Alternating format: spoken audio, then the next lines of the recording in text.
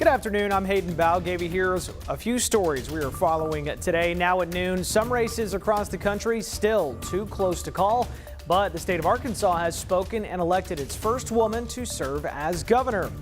Plus, we are now a couple of weeks away from the holiday season. At 12:16, what doctors want you to know, of course, before you finalize those holiday gatherings that you need to know about. And you are looking for a new side hustle? Well, here's some news for you. More on capitalizing on something you already own. That's coming up just ahead.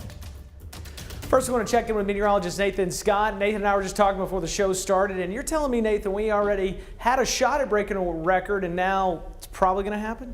Yeah, I've had to adjust the temperature forecast, Hayden, because it's only lunchtime, and look at these numbers. We're already up to 80 degrees at the capital city, and the record today at the airport is 82. So 2 degrees, yeah, we're going to at least tie it.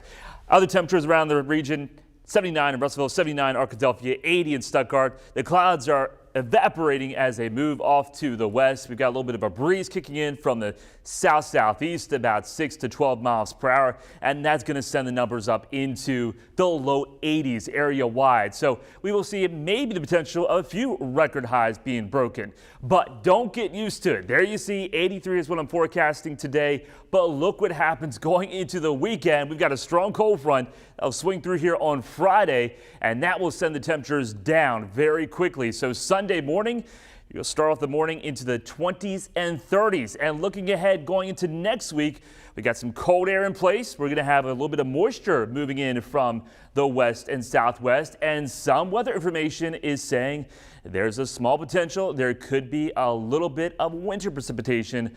I'll have more on that coming up.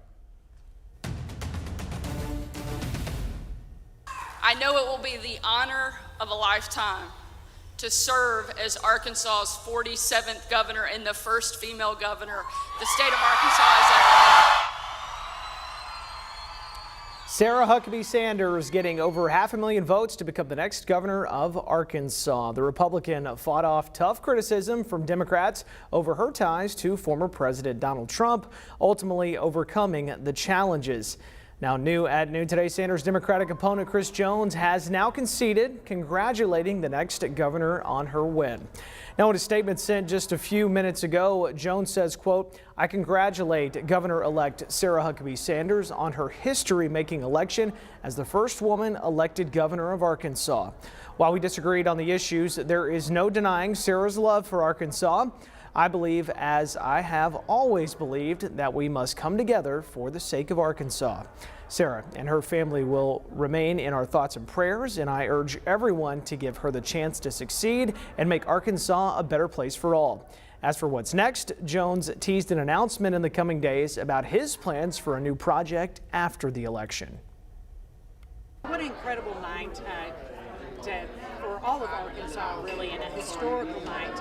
I am so honored to be the now Lieutenant Governor-elect and the first woman ever elected Lieutenant Governor of Arkansas. My longtime friend Sarah Huckabee Sanders being the Governor-elect of Arkansas. Together, we're going to be the first women ever elected to serve as Governor, Lieutenant Governor together in the history of the United States.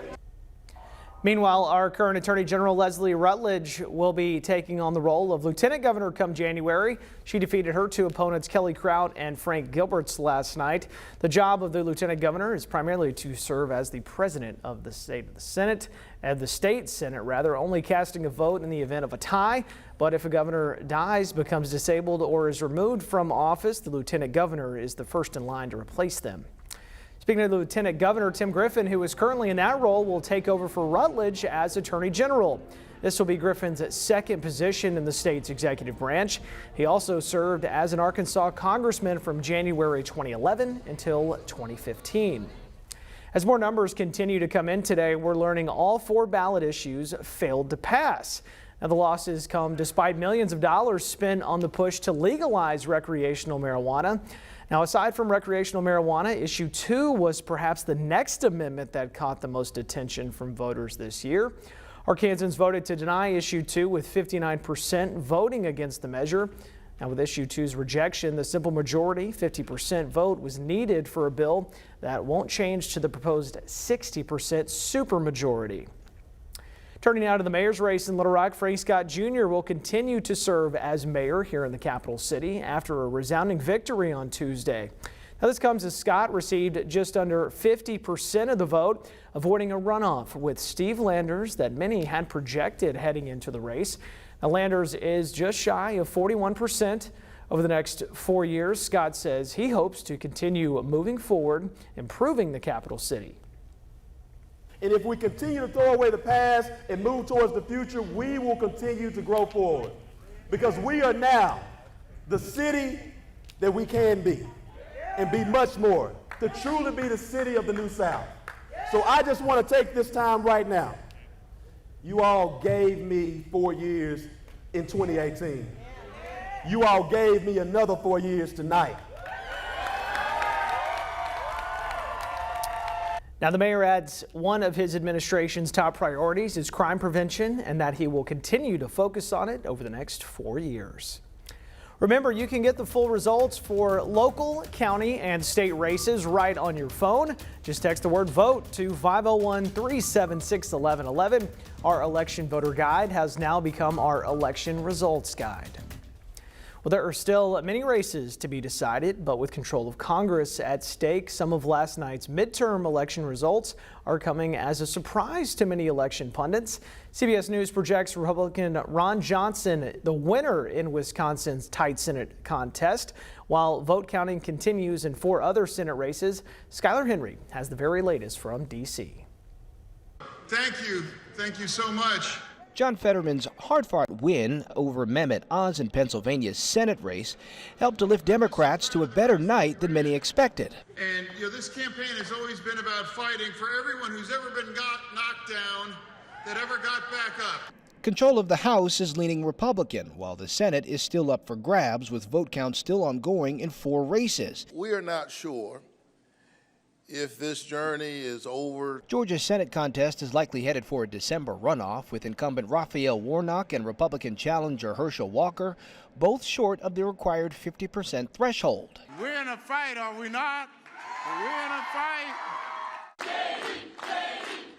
In Ohio, Republican J.D. Vance won an open Senate seat. And CBS News projects Republican incumbent Ron Johnson the winner in Wisconsin in his tight race with Democrat Mandela Barnes. There are still at least 15 toss-up races in the House, but GOP leaders are confident they'll be in control when all the votes are counted. Now let me tell you, you're out late, but when you wake up tomorrow, we will be in the majority and Nancy Pelosi will be in the minority. 218 seats are needed for the majority, and election analysts say it could be a few days before it's all sorted out. When it comes to the issues, exit polls show inflation, followed by abortion, were most important to voters in this pivotal midterm election. Skylar Henry, CBS News, Capitol Hill. The 2022 elections are on track to cost $16.7 billion at the state and federal level. That's according to the nonpartisan Open Secrets. That's more than double the midterms from just 8 years ago. Some other news now. Facebook parent company Meta is preparing for large-scale layoffs. That is the largest job cut in the company's history. Meta CEO Mark Zuckerberg addressed the issue in a blog post where he apologized for the reduction in employees. Meta ad sales have been affected by various issues, including privacy changes and competition from rivals like TikTok. In 2021, Meta was worth more than $1 trillion. Its market value has since plunged to around $250 billion. Well, storm-weary Florida residents are bracing for another hit. Tropical storm Nicole is forecasted to become a Category 1 hurricane when it makes landfall overnight. CBS's Elise Preston is in Jensen Beach along Florida's east coast. Floridians are making final preparations for big rain and potential flooding again. We've got sandbags for the last hurricane. We need more for this one. Nicole is prompting hurricane warnings from Daytona Beach down to West Palm Beach as forecasters expect the tropical storm to build up strength. Officials are cautioning residents, don't let the storm classification fool you. Don't look at this as a tropical storm. Look at it as another potential threat to Southwest Florida. Dangerous storm surge of 3 to 5 feet could flood some of the same areas that Ian did. In Lee County, there are at least 8 million cubic feet of debris still waiting to be hauled away, and that debris could turn into projectiles. If it's any strong wind, that debris gonna be everywhere. If those piles are near your home, officials recommend taking before and after pictures. For the sake of FEMA reimbursement, these storms have to be documented separately. Nicole is expected to make landfall here on Florida's East Coast after midnight as a Category 1 hurricane, with scattered showers moving in throughout the day. The worst of the weather, though, unfortunately, is going to be throughout the overnight hours. Visibility is limited. Any tornado risk will also come with that layer of uncertainty. Nicole is first sweeping across the Bahamas, where residents boarded up and stocked supplies. Well, I hope it be okay. Bahamian officials warned residents not to wait until the last minute. Elise Preston, CBS News, Jensen Beach, Florida. Well, coming up, the holidays are fast approaching, but respiratory virus season is already here, unfortunately. Just ahead, advice from experts on how to gather safely and celebrate. But first, a quick check of the weather. Nathan? Hayden, we're talking about record highs likely today across large parts of central Arkansas, but the temperatures will get a smackdown going into the weekend as much colder air arrives. We'll let you know how cold it's going to get and talk about our next potential of some rain coming up.